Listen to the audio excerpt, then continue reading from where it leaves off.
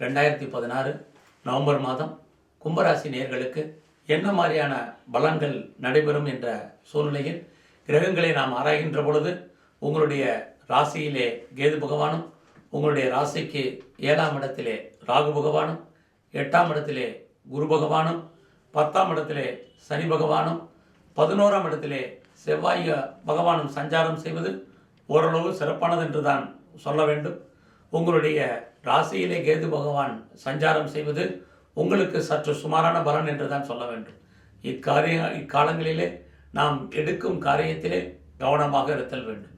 புதிய விஷயங்களில் புதிய ஈடுபாடு காட்டுவது இக்காலங்களில் சற்று தள்ளி வைப்பது சிறப்பானதாகும். உங்களுடைய ராசிக்கு 7ஆம் இடத்திலே ராகு பகவான் சஞ்சாரம் செய்யும் காலங்களிலே உங்களுக்கு எதிர்பாராத உதவிகள் எதிர்பாராத இடங்களிலிருந்து வந்து சேரும். அதே சமயத்தில் குரு பகவான் 8ஆம் இடத்தில் சஞ்சரிப்பது அவ்வளோ தூரத்துக்கு சிறப்பானதல்ல என்று தான் சொல்ல வேண்டும். 8ஆம் இடம் நீங்கள் கடன் வாங்க வேண்டிய ஒரு சூழ்நிலைகளையும் வட்டி கட்ட வேண்டிய காலங்களையும் இம்மாதம் குறிப்பிடும். அதே சமயத்தில் உங்களுடைய குழந்தைகளால் உங்களுக்கு தேவையற்ற செலவினங்கள், அவர்களால் மன வருத்தங்கள், வேதனைகள் ஏற்பட்டு விலகும்.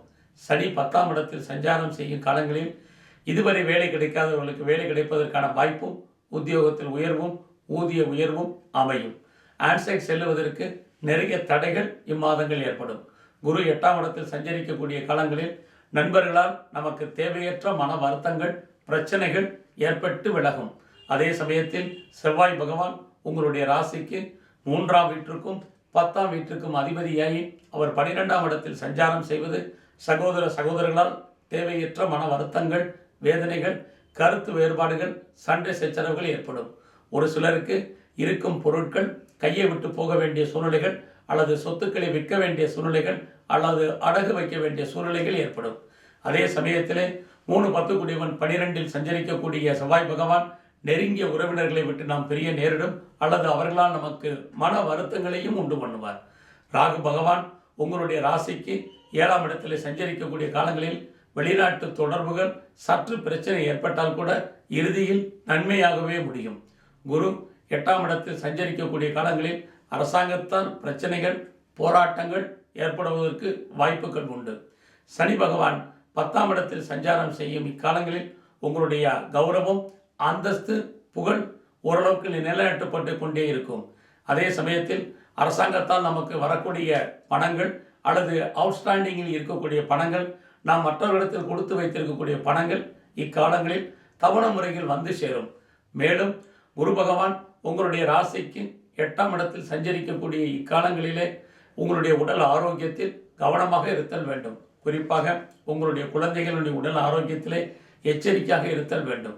இந்த காலங்களில் 4ஆம் அதிபதியான சுக்கிரன் நல்ல இடத்தில் சஞ்சாரம் செய்யக்கூடிய காலத்தில் உங்களுடைய தாயாரின் அன்பும் ஆதரவும் உங்களுக்கு இருந்து கொண்டே இருக்கும். அத்துடன் கணவன் மனைவி உறவு சற்று சுமாராகவே இருந்து வரும். காதல் விஷயங்கள் மகிழ்ச்சிகரமாகவும் சந்தோஷகரமாகவும் இம்மாதம் அமையும். இதுவரை திருமணம் நடக்காத தள்ளி போனவர்களுக்கு திருமணம் நடப்பதற்கான ஒரு வாய்ப்பும் சந்தர்ப்பமும் அமையும். 8இலே குரு இருக்கக்கூடிய காலத்தில் குழந்தை பாக்கியத்தில் நிறைய தடை ஏற்படுவதற்கான வாய்ப்பும், அதற்கான செலவினங்களும் இம்மாதம் உங்களுக்கு அதிகரிக்கும். இக்காலகட்டங்களில் சனி 10ஆம் இடத்தில் சஞ்சரிப்பது புதிய வேலை தேடுபவர்களுக்கு வேலை கிடைப்பதற்கான வாய்ப்பும், அந்த வேலையால் முன்னேற்றமும் அமையும். மொத்தத்தில் குரு 8ஆம் இடத்தில் சஞ்சரிக்கக்கூடிய இக்காலங்களிலே நீங்கள் தேவையில்லாத விஷயங்களில் தலையிடுதல் கூடாது. குறிப்பாக சனி பகவான் 10ஆம் இடத்தில் சஞ்சரிக்கும் இக்காலங்களிலே நீங்கள் அருகிலே இருக்கக்கூடிய சிவன் கோயிலுக்கு சென்று நவகிரகத்திலே இருக்கக்கூடிய சனி பகவானுக்கு வில்வ இலை, மல்லிகைப்பால் அர்ச்சனை செய்து வர நற்பலன்கள் ஏற்படும். செவ்வாய் பகவான் உங்களுடைய ராசிக்கு 12ஆம் இடத்திலே சஞ்சரிக்கக்கூடிய காலங்களில் அருகிலே இருக்கக்கூடிய முருகன் ஸ்தலங்கள் சென்று முருகனுக்கு வாய்ப்பிருக்கும் பட்சத்தில் பாலாபிஷேகம் செய்து வர மிகவும் நற்பலன் ஏற்படும். உங்களுடைய விருப்பங்கள், எண்ணங்கள் பூர்த்தியாகும். நன்றி, வணக்கம்.